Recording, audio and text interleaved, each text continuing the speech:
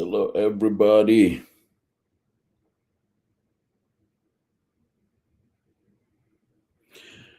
Hello. Welcome to yet another live broadcast. My apologies for starting a little late. I think we had some technological issues to run through. So we've been discussing Christianity or church and politics or church and government, if you like, for the past few days. And we're going to continue on that theme. And today we are looking at the role of biblical roles of state uh, and civil governments, if you like. So that's what we're going to be getting into today. And take your notepads if you have one near you, so you can take some notes and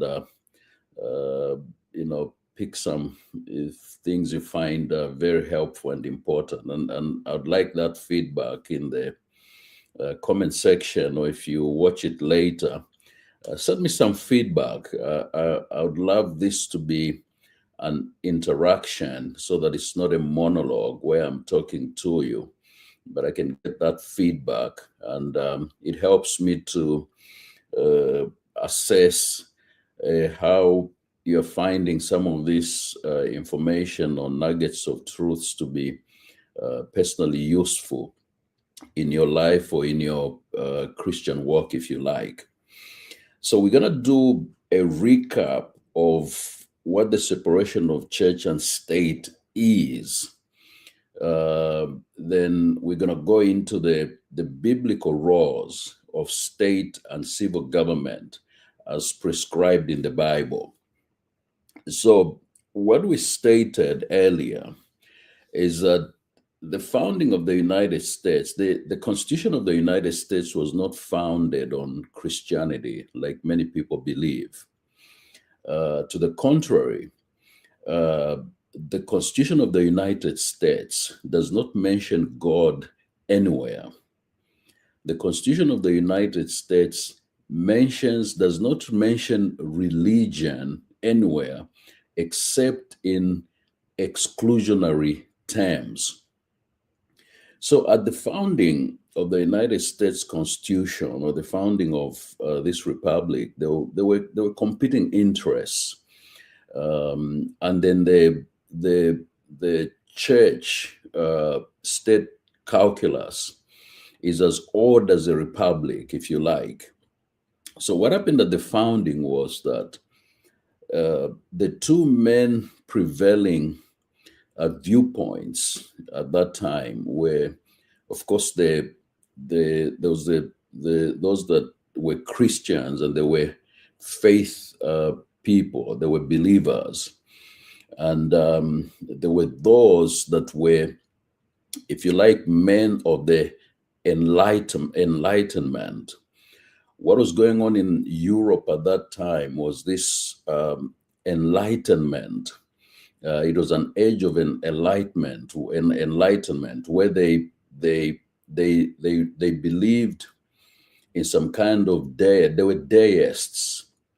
They believed in some god of nature, the god that was a creator, created the heavens, but they did not believe the heavens and the earth. They believed he created the universe, but they did not believe in the God of the Bible as one that is involved in day-to-day lives of the people. They did not believe in the God of the Bible, like the revelation. They believed in the person of Jesus, that he existed, but they did not believe in his divinity. So these were the Enlightenment movement. They relied on reason and not faith. They relied on thought and not faith.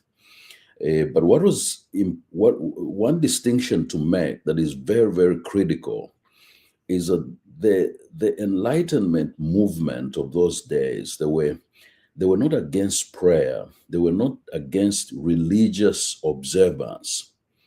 They accommodated that in spite of them not being part of that belief system. Unlike the present so-called free thinkers that are intolerant of other viewpoints in terms of faith. So there were two competing uh, uh, world views in terms of faith at that particular time. So there was the Enlightenment movement that believed in reason and not faith. And there were people that believed in the God of the Bible, and they believed in, they had faith in the Lordship of Jesus Christ. Now, the seven most prominent founding leaders in the United States, only one, John Jay, was a Christian, and out of the seven, is the only one that didn't make it to be president. The other six actually became president of the United States. These were John Adams, James Madison, Benjamin Franklin, Thomas Jefferson, George Washington, Alexander Hamilton. So these six were, if you like, they were Enlightenment believers. They believed in reason other than faith. They were deists. They believed in some kind of God that was the creator of the universe, but that this God was not intimately involved in the affairs of man. They did not believe in the God of revelations and the God of the Bible, the scriptures, to be a holy book. They did not believe, they did not believe in the divinity of Jesus Christ, but they acknowledged that he did come on earth, and he was present. So these were the two competing viewpoints that existed. So right from the get-go, what was happening in Europe at that particular time was something that the United States was trying to run away from. So the Enlightenment believers did not want religion reflected in the Constitution of the United States. Then on the flip side, there were the Christians, the Puritans, or if you like, the Pilgrims. These left, they left England because they were under persecution from the British monarch. Because in 1593, the English Parliament passed a law that the Church of England would become the official church of worship for England. This is when the British monarch broke away from the Catholic Church, and they instituted a national church, which is today known as the Anglican Church. So in 1593, the English Parliament banned independent congregations. Everyone had to worship under the Church of England. So the Puritans, the group that was known as the Puritans, or the Pilgrims, if you like, they rebelled against the dictates of the British monarch, and they feared for persecution. They feared, and they fled England, and they came to the United States, landed, I think, in November of 1620. They came on the famous Mayflower ship that landed in, I think, Cape Cod in Massachusetts. And those were the guys that became known as the Pilgrims or the Puritans, and they came with a manifest destiny doctrine here in the United States. So for the Puritans, they were afraid of the state, the newfound United States, to adopt one church or favor one church with litigation and make it a state religion, just like what had happened in England with the Church of England. So then, at the conception of the American Constitution in 1787, these two competing viewpoints, one for the Enlightenment movement, they did not want religion reflected in the Constitution of the United States because of what had happened in Europe. In Europe, there was a religious extremism that had taken place at that time. And of course, reflected in what happened in England, where the British monarch sort of dictated that the Church of the land was going to be the Anglican Church after breaking away from the Catholic Church. So the Enlightenment movement, the Enlightenment side, did not want religion reflected anywhere in the Constitution of the newly founded republic here in America. The Puritans, the believers, on the other hand, did not want religion to be reflected in the Constitution based on the fact that they did not want the government, the state, to give the nation or to adopt a national religion or adopt a single religious grouping and favor it with litigation and sort of prop it up to be a state religion or church here in the United States. So if you like, this became a win-win situation in the sense that Article 6, Section 3 of the Constitution of the United States sort of accommodated that problem from both sides. And it states, no religious test shall ever be required as a qualification to any office or public trust under the United States. So this gave non-religious people, religious people, equal citizenship before in the Constitution of the United States, because there was no religious test required. So then in the United States, you can run for office and there is no religious test required. So the Article 6, Section 3 took care of that problem where religion was not reflected in the Constitution.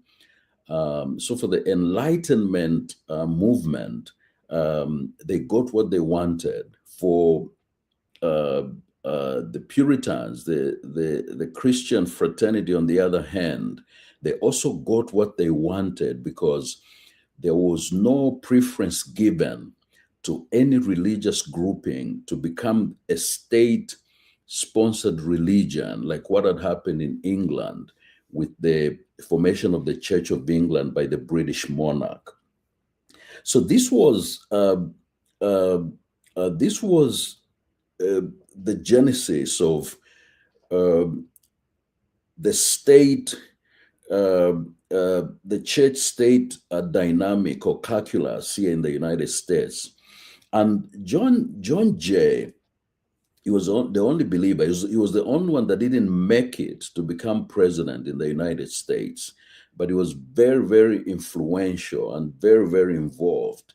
And he had tremendous relationships with the other leaders that were Enlightenment leaders. Giving an example that we've been looking at, that in the public square of politics as believers, we are not required to compromise our core values as Christians. The core values that we looked at, that we stand for all human dignity, that all humans are made in the image and likeness of Christ, that We demand and stand on God's righteousness, the right way of doing things. That we believe in the justice of God, the justice of God for all. That the justice is universal.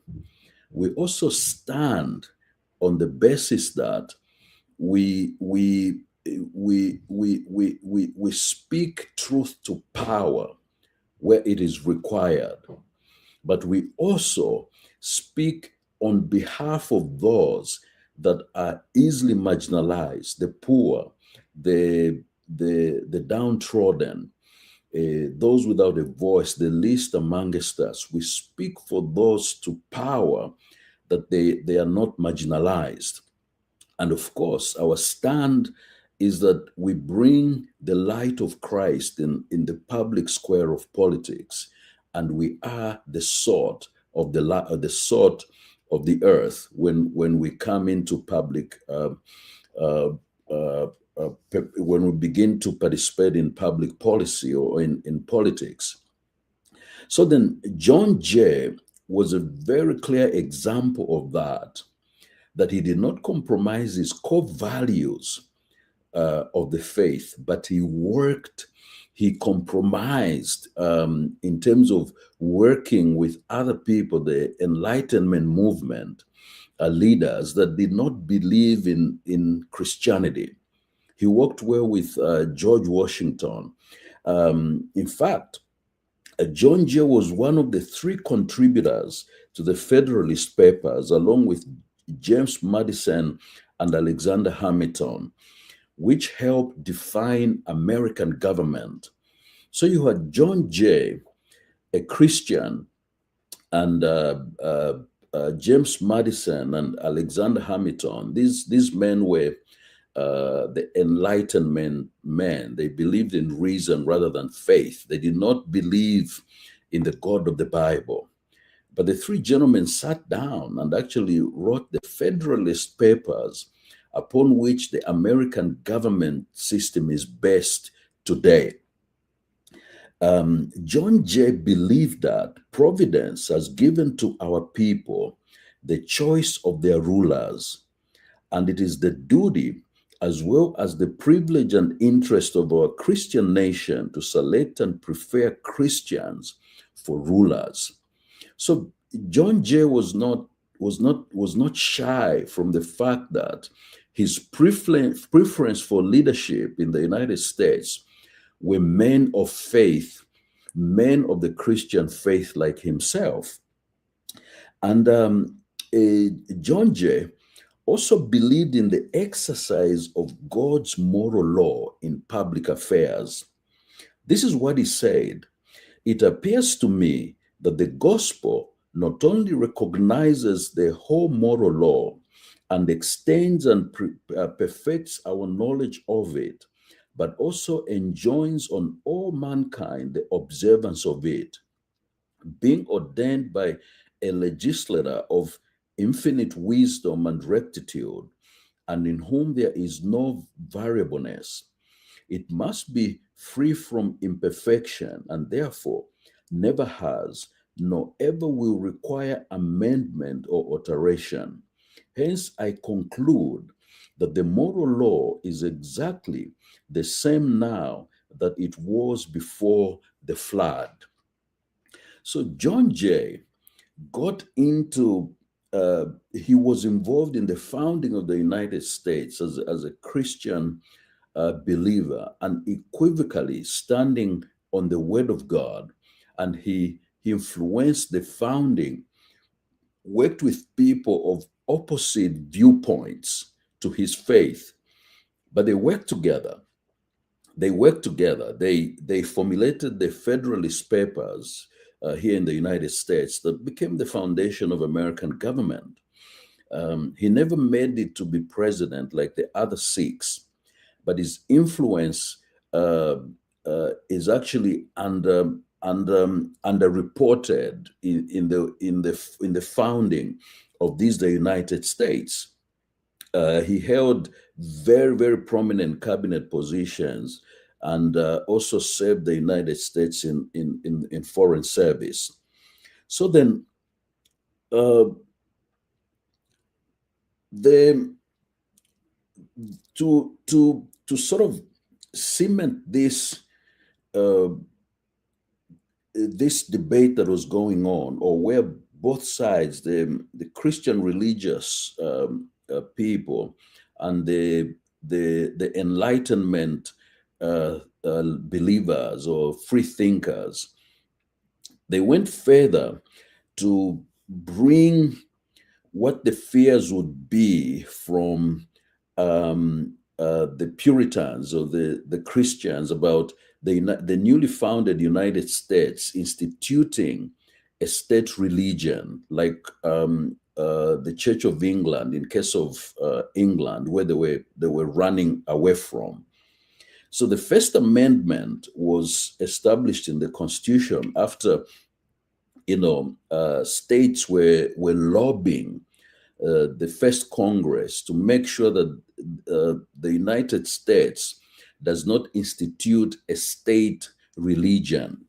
So the First Amendment was passed by the first Congress that read, Congress shall make no law respecting any establishment of religion or prohibiting the free exercise thereof, or abridging the freedom of speech or of the press, or of the right of the people peaceably to assemble and to petition the government for a redress of grievances.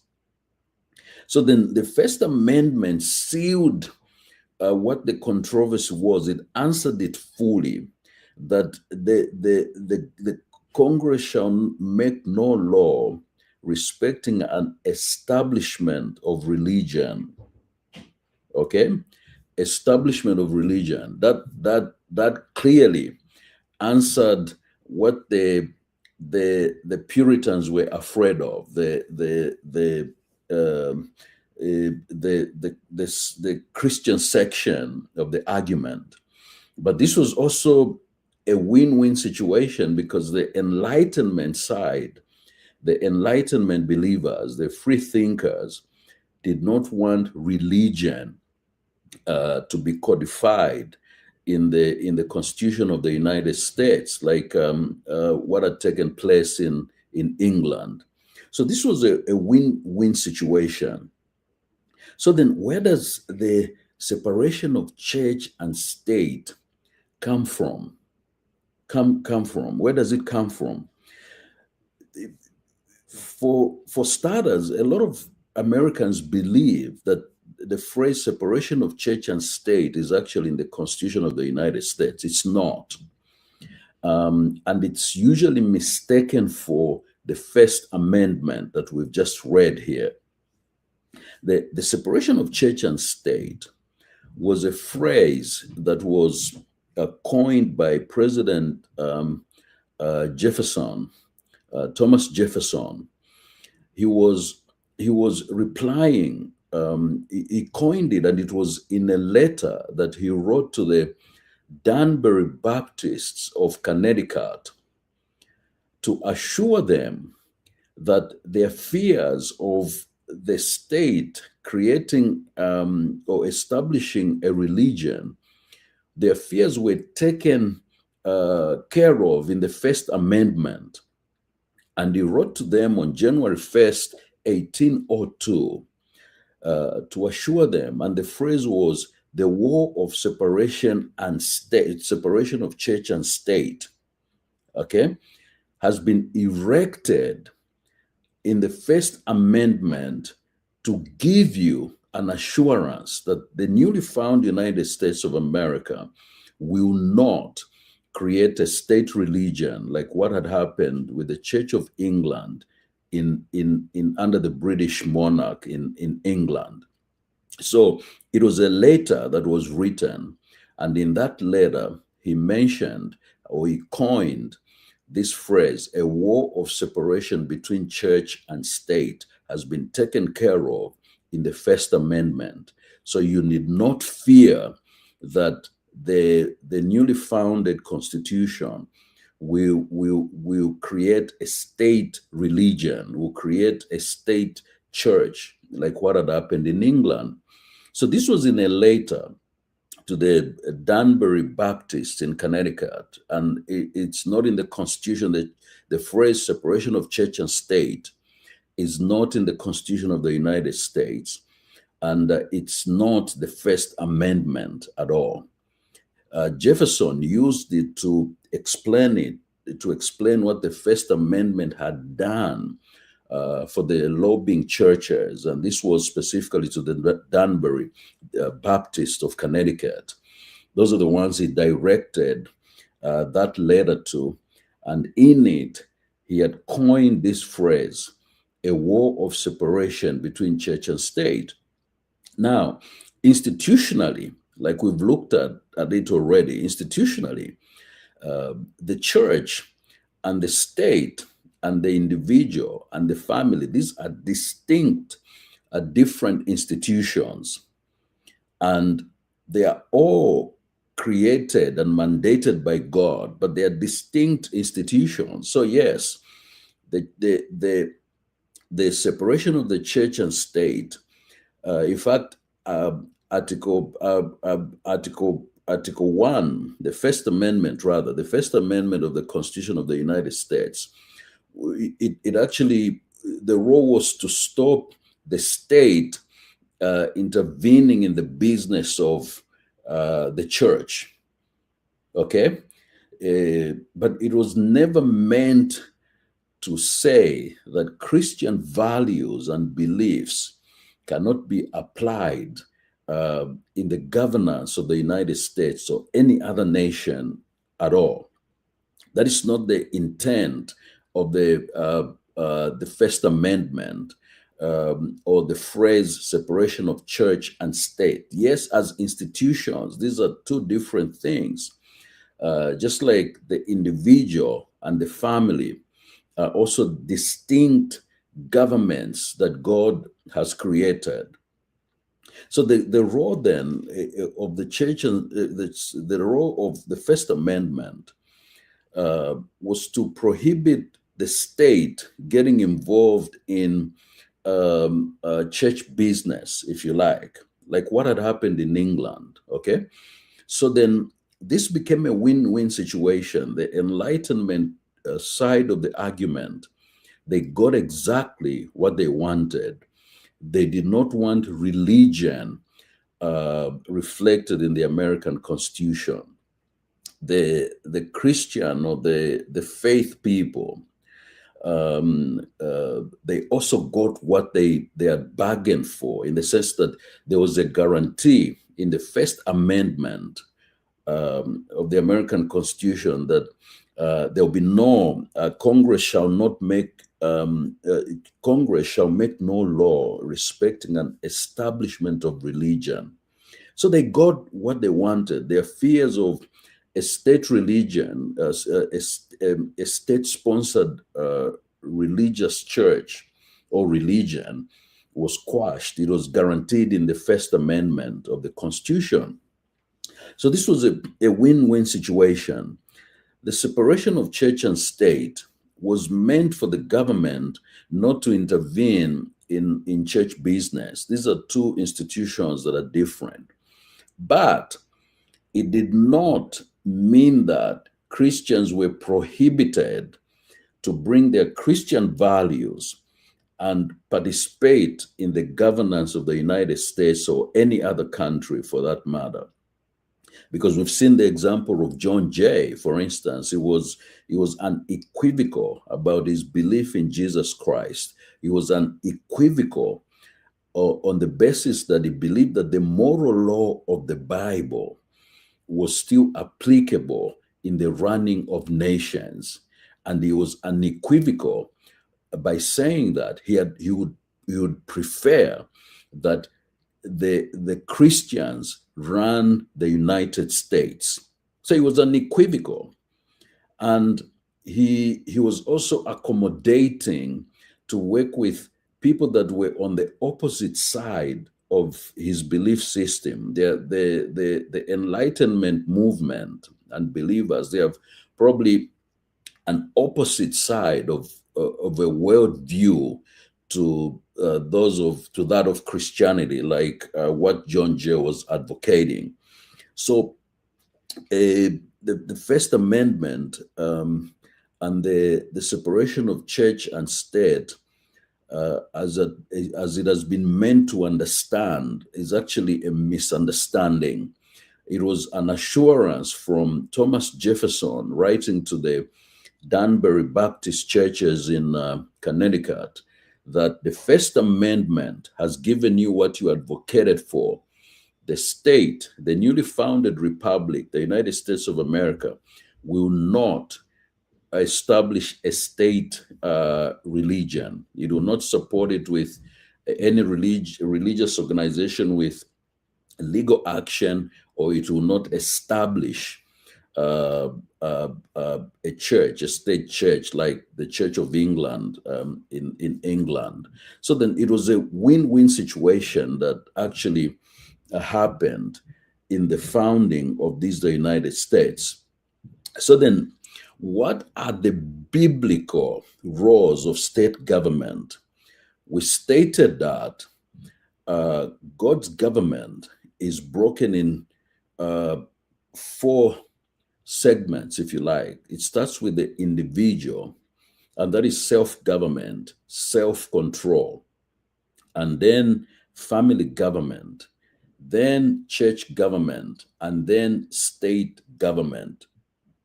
And the Bible gives what the role or the responsibilities of all these segments of government under God are. And we're going to look at a few biblical roles of state government today. So the state government has a role to play, different but complementary to that of the family and the church.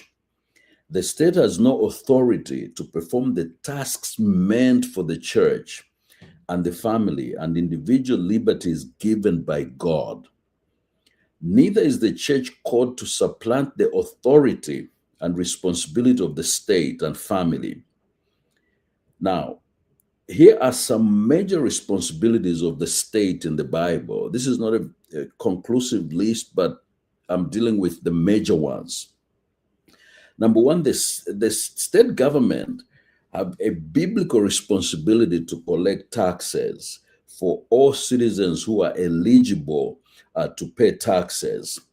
And of course, we do understand that any good government will use these taxes, of course, to run the administrative state, but also to improve people's lives, build new roads, hospitals, and offer health facilities, education for our children,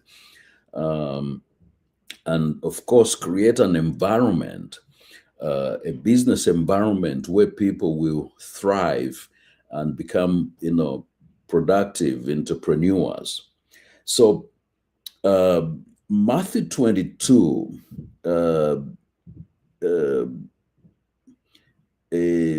Matthew 22,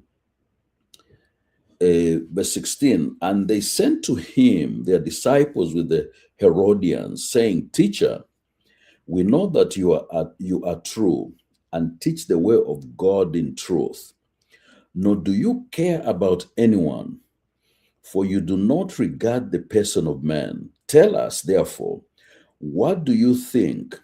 Is it lawful to pay taxes to Caesar or not?" Jesus answered, Jesus perceived their wickedness and said, "Why do you test me, you hypocrites? Show me the tax money." So they brought him a denarius, and he said to them, "Whose image and inscription is this?" They say to him, "Caesar's." And he said to them, "Render therefore to Caesar the things that are Caesar's, and to God the things that are God." So in Romans chapter 13, verse 7, it also says, "Render therefore to all their due, taxes to whom taxes are due, customs to whom customs, fear to whom fear, honor to whom honor. So then, the role of state government is to create an enabling environment and give incentives for its citizens to improve their lives and nation through innovation and hard work. People should not only be taught how to catch fish, but they must be given access to the fish pond. This is very important. This is when a government has to create that entrepreneurial environment for its people. Uh, Give them a fair tax system, not a choking tax system where people are choked or people uh, would rather do business under the table or in the dark corners of the economy. People create a dark economy because the tax regime is actually punitive and not one that actually helps them to enhance their business entrepreneurship and for them to easily bring their innovation uh, into effect and freely, exercise innovation, entrepreneurship, start new businesses, and invent things. But if the tax system is punitive and somehow it's like it's there to get its citizens, um, you are teaching people how to fish, but you're not giving them access to the fish pond. That is as equally as important as teaching people to fish. And what is the access to the fish pond? Is give them an enabling environment to do business, an enabling environment to thrive. And if there's one tool that some governments use against their people, it's to have a tax burden on them, a tax code or that is very hard to deal with. So they use it to sort of put people in control or to keep people in obedience by using a punitive tax system or a tax that is too high to the extent that it makes a lot of businesses unable to function because basically they're doing business to probably just pay the tax bill. So while there is a role that state governments have, that is a biblical role to collect taxes, like we've seen, it has to be reasonable taxes. It should not be punitive. It should not be. You cannot suffocate your people through an unsustainable tax system. That one that is too high and two that is punitive. While you have given them skills to learn how to fish, give them access to the fish pond too, so they can actually catch some fish. And of course, reasonably, they'll pay into the tax system, but they'll go ahead and improve their lives and that of their children and function normally. So yeah, so number one, it's a biblical function. It's a biblical requirement that a state government actually collects taxes. And Jesus actually, when he was tempted, he was tried, and they asked him, "Is it lawful to pay taxes to Caesar?" He was unequivocal. He says, "Pay taxes to whom taxes are due." So that is uh, uh, the role of state government. It's a biblical role to collect taxes. The church has a primary mandate in helping cushion and alleviate poverty by giving a hand up, not a handout, through social safety nets in conjunction with not-for-profit organizations. The gospel call is about doing good deeds to the least amongst us. Matthew 25, verses 34 to 40. Then the king will say to those on his right hand, Come, you blessed of my father, inherit the kingdom prepared for you from the foundation of the world. For I was hungry, and you gave me food. I was thirsty, and you gave me drink. I was a stranger, and you took me in. I was naked, you clothed me. I was sick, you visited me. I was in prison, you came to me. Then the righteous will answer him, saying, Lord, when did we see you hungry and feed you, or thirsty and give you drink? When did we see you a stranger and take you in, or naked and clothe you? Or when did we see you sick or in prison and come to you? And the king will answer and say to them, Assuredly I say to you, inasmuch as you did it to one of the least of these my brethren, you did it to me. So the church has a duty to teach people how to be productive. This is a function of the church. The church should not be preoccupied with getting to heaven only because, sometimes as a church we are too heavenly minded that we are not earthly good. God gave us the dominion here, and this is where we have to have dominion.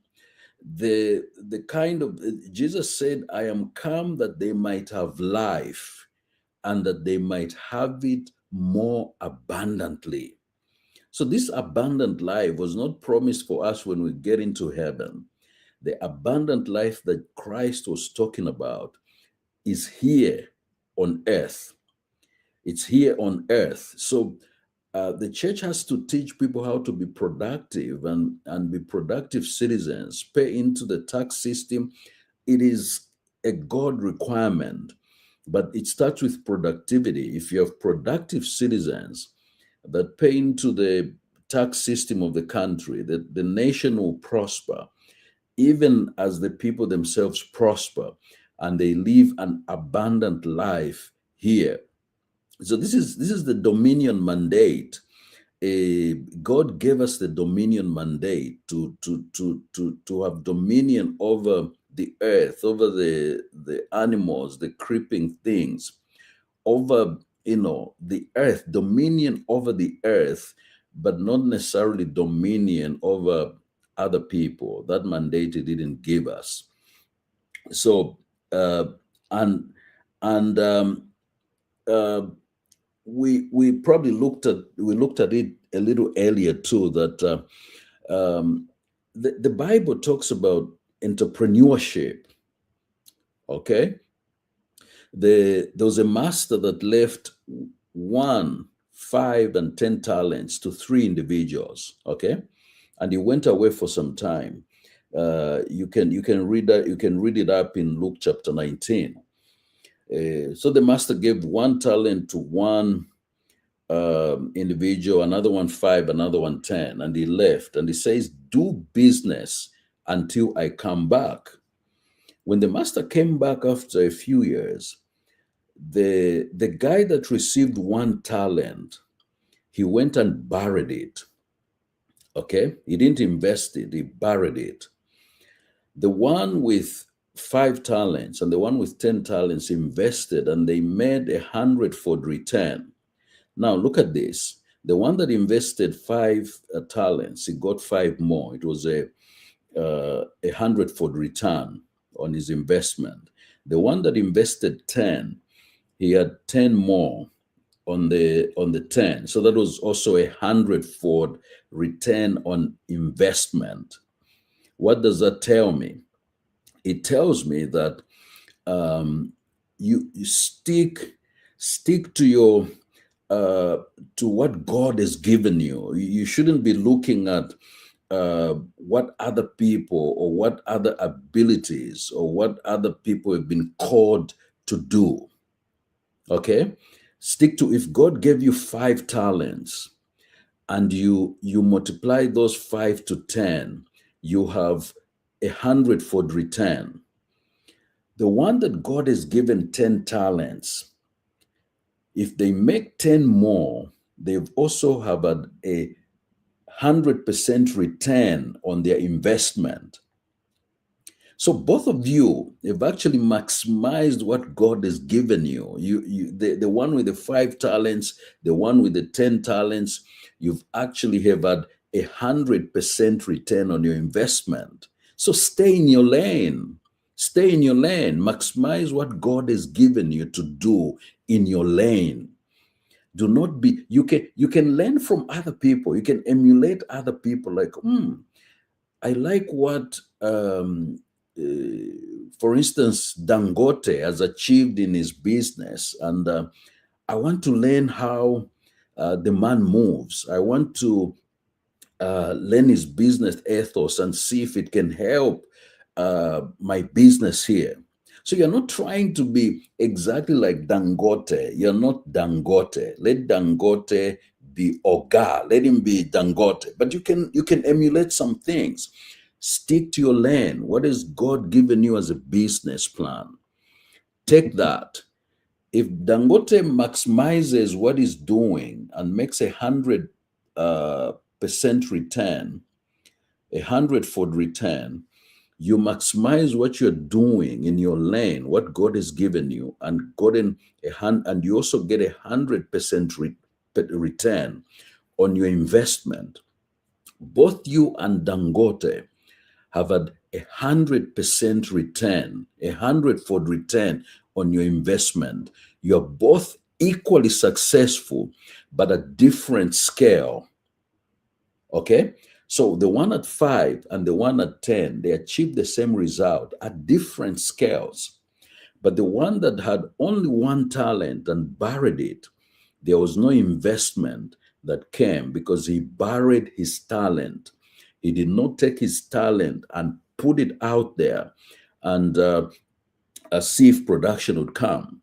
Take your talent today, test it, throw it to the universe and see what happens. But burying or sitting on the talents or the vision or the calling that God has given you, if you sit on it, it will not multiply. It will just sit dead like that one, the guy that had 1 talent. And the master said, okay, since you have not gained any return on the investment that was given, okay? And in fact, if the guy who had 1 talent actually multiplied it to 2, he also would have had 100-fold return, just like the guy with 5 or 10 talents, okay? But the master said, I'll take the 1 talent that you never used and I'll give it to those that were productive, the one with the 5 and the 10, because they showed they could actually multiply their talent. They could multiply their investment and actually have a return on their investment. So then it is important that we become productive citizens, okay? Productive citizens that are actually producing out of our talents, out of our visions and callings. And we contribute to the development of our nation by contributing to the tax base, you know. And the government should not institute a punitive tax system, a got you tax system, or a tax system that is the taxes are so high that people are just working for taxes. That is one way where the government is actually telling people to go and learn how to fish, but it's not giving its citizens access to the fish pond. So they go hand in hand. Now, the other function of state government, biblical roles of state government, is to the provision of weights and measures. In the conduct of commerce, the state should ensure that the rules are fair and apply to everyone so that all citizens get a fair reward for their goods and services. Now, The government should ensure that its citizens own genuine and honest scales and measures when they conduct their business and prevent cheating, false advertising, and pilfering. Now, that is biblical. Proverbs chapter 11, verse 1. Dishonest scales are an abomination to the Lord, but a just weight is his delight.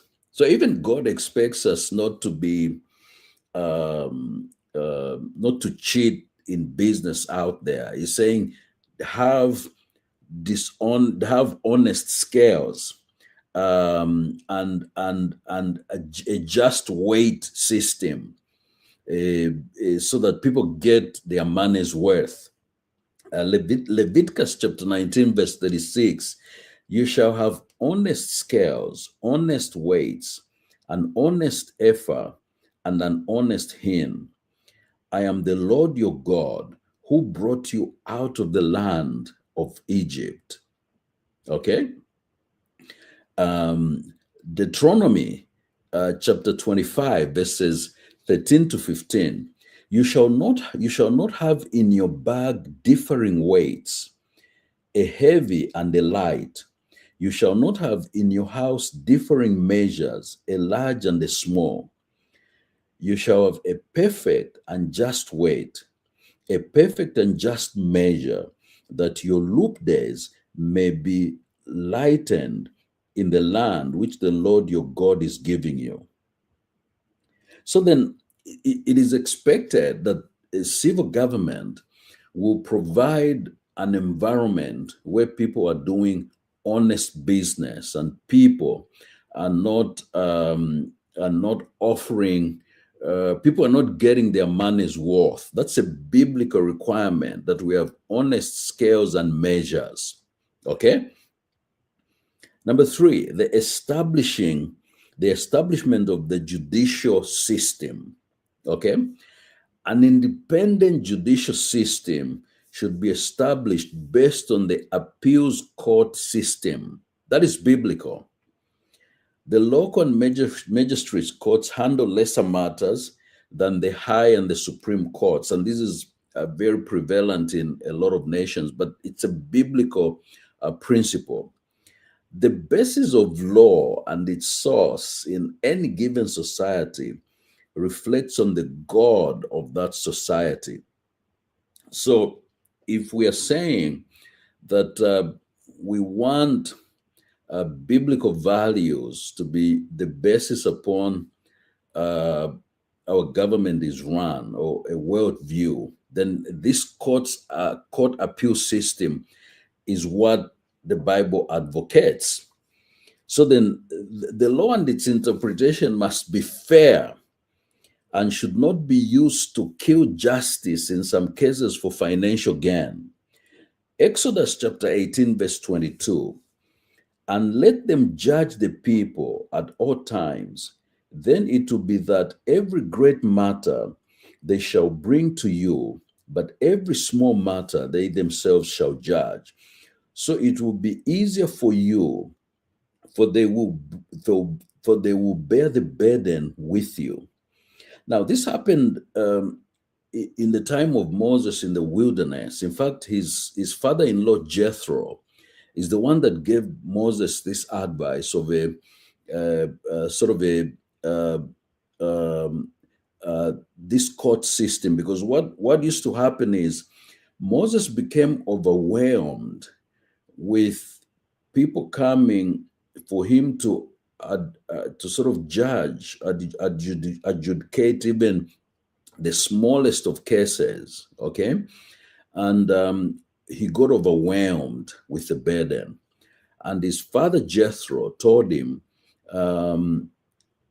as we've just read in Exodus here, chapter 18, verse 22, that basically he was telling him that have a court system, an appeals court system. Appoint some people that will deal with the lesser matters, okay? And let the bigger matters come to you. Or if they can't, if at those that are dealing with the lesser matters, if they feel they can't handle them, they can bring them. to you. So it was an appeals court system. But Jethro advised Moses to break it up so that he can only deal with the weightier issues and other people deal with the smaller cases. But even for those dealing with the smaller cases, if they feel it's something that needed Moses' attention, then they'll sort of upgrade that issue and bring it before Moses. So then God entrusts great responsibility to those who administer justice, okay, to do it fairly and without delay.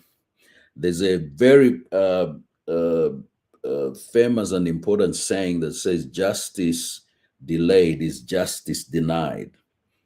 But ultimately, as believers and in the Bible, God is our final and ultimate judge of all humanity.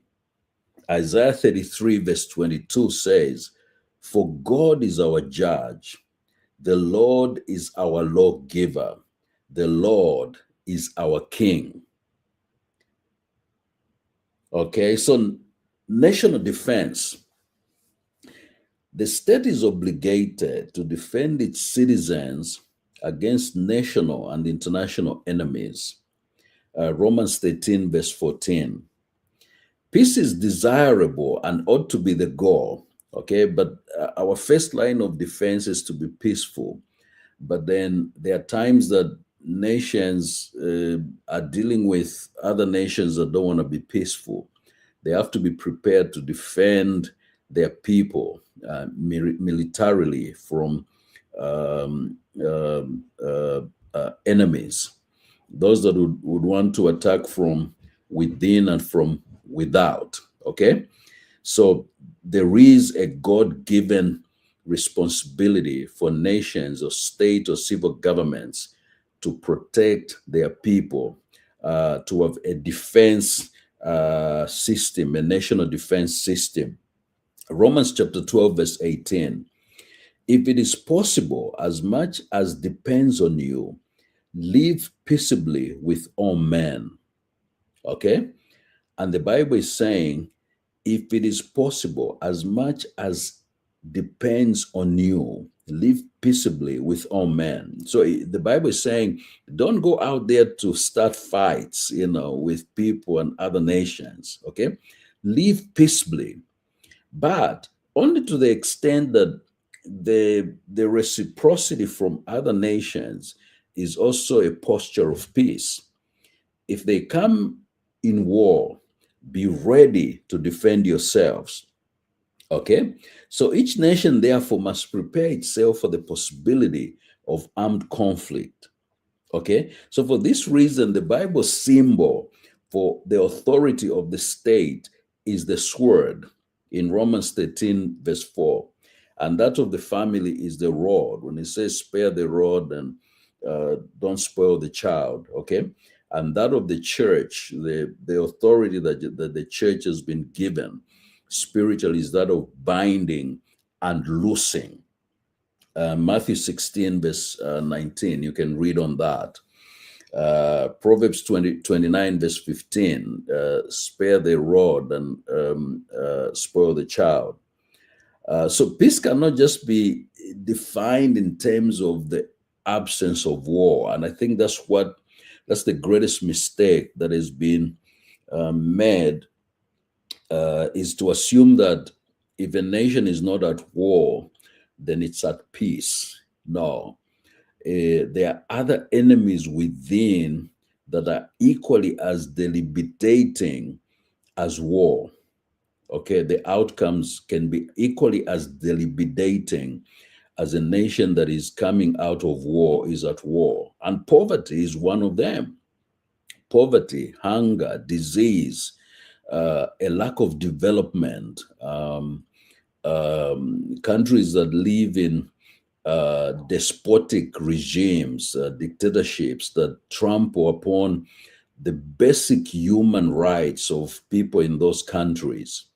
That is an example of a country or a nation that is not basically in a physical war, but actually lives like the outcomes, they live like they've just come from 3 decades of a civil war. Okay, so peace cannot just be defined as the absence of war in a nation. Poverty can equally be as debilitating. uh, Hunger, disease, underdevelopment, and living under despotic regimes. Those outcomes can equally be as bad as a country that is in a conflict that's coming out of a war conflict. First Timothy chapter 2, verse 1 to 2. Therefore, I exhort first of all that supplications, prayers, intercessions, and giving of thanks be given or be made for all men, for kings, and all who are in authority, that we may lead a quiet and peaceable life in all godliness and reverence. Paul writing to Timothy, his protege, is that pray for kings, pray for the authority, those who are in authority, that we may lead a quiet and peaceable life. Okay? So peace in any given nation is not a given. There has to be conditions that actually create that peace in that given nation. And one of the conditions for us believers is to pray for kings and those in authority, that they will lead our nations in the direction of peace. They will lead our nation in wisdom, that they do not provoke strife in those countries. They will lead with wisdom, that they will not create strife and create divisions within the nation, amongst the people, so that the conditions of peace are compromised in that given nation and they can actually lead to conflict in that nation. Okay, so we are commanded as believers to pray for those in authority, to pray for our kings or our leaders, so that we may peaceably live as a nation. Okay, which means that peace is not a given. Those that desire to live in peace, they must also create the conditions for that peace. And the Bible is advocating for us to pray for our kings and to pray for those in authority, that we may peaceably live our lives. Freedom of worship and assembly. Okay? Many erroneously believe that the state should be neutral or secular, okay, on matters of religion and morality. Nothing can be further from the truth of such a belief. The Apostle Paul, and we looked at it in the previous lives that we've had, the Apostle Paul expected the Roman government, okay? Jerusalem was under the seizure of the Roman Empire. Okay, so the governing authority over Jerusalem in Paul's time was the Roman Empire. Okay, but the Apostle Paul expected the Roman government to protect him from those who mistreated him and sort of wanted him to shut down from preaching the gospel. And it was the Jews of the time. Okay, those that Jews, like we've stated before, there's no ethnicity called Jews. Jews are converts to Judaism. They are religious converts to Judaism. Even Apostle Paul himself, he used to be Apostle Paul was a Hebrew Israelite, okay, of the tribe of Benjamin. He started off with Judaism in terms of what he believed into. Then after the conversion to Christianity, and he became an apostle of our Lord Jesus Christ. Okay, he became a Christian after that conversion on the road to Damascus. When he was blinded and he fell, and Jesus directly talked to him and commissioned him to go and preach the gospel to the Gentiles. Okay, so uh, Apostle Paul used to be a Jew and converted to Christianity. So Jews are just basically converts to Judaism, just like Christians are converts to Christianity, or Muslims are converts to Islam. Okay, so there's no ethnic group called Jews. They are just converts uh, to Judaism. So they attacked Paul. They didn't want him to preach the gospel. Okay, and in Acts chapter 25, verse 10 to 11, so Paul said, "I stand at Caesar's judgment seat, where I ought to be judged. To the Jews I have done no wrong, as you very well know. So if I am an offender or have committed anything observed or deserving of death, I do not object to dying. But if there is nothing in these things of which these men accuse me, no one can deliver me to them. I appeal to Caesar." So then, excuse me, the Apostle Paul um, understood what his rights were, that civil government has to provide an environment for freedom of worship and assembly for believers. They have to provide that, regardless as to whether the ones that are in charge at that particular time uh, believe in Christianity or not. They have to provide an environment where people have religious freedom to exercise their beliefs. They have freedom of assembly to meet and pray. Okay? They have to.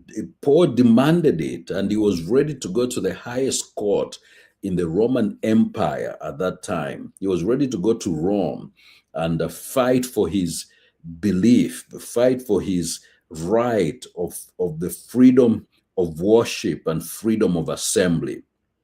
Okay, so it is given. The role of the state government is to provide this environment. Okay, it is to provide the fact that people have to be given their right to worship who they want to worship, their religious beliefs. Okay, so then the obedience to state government as believers, we've made this point several times already, is that it is to the extent that our fundamental freedoms and rights are not trampled on. Okay, it's not a blind loyalty. We're not sheep being led to the slaughter.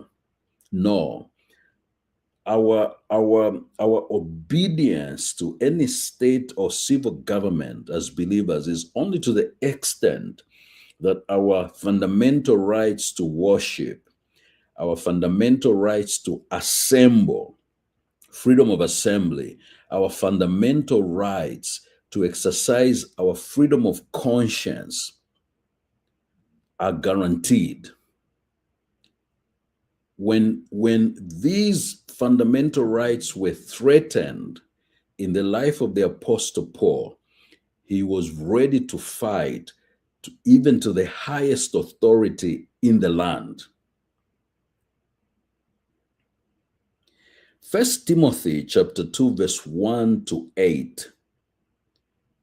Therefore, I exhort first of all that supplications, prayers, intercession, and giving of thanks be made for all men, for kings, and for all who are in authority, that we may lead a quiet and peaceable life in all godliness and reverence.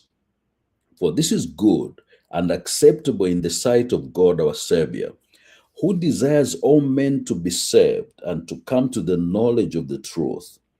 For there is one God, one mediator between God and man, and the man Christ Jesus, who gave himself a ransom for all, to be testified in due time, for which I was appointed a preacher and an apostle.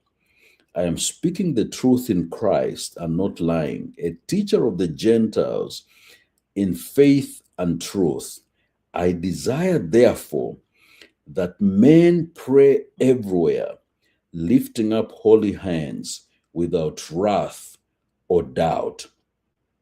So then, this environment is good and acceptable in the sight of God our Savior, who desires all men to be saved and to come to the knowledge of truth. Okay?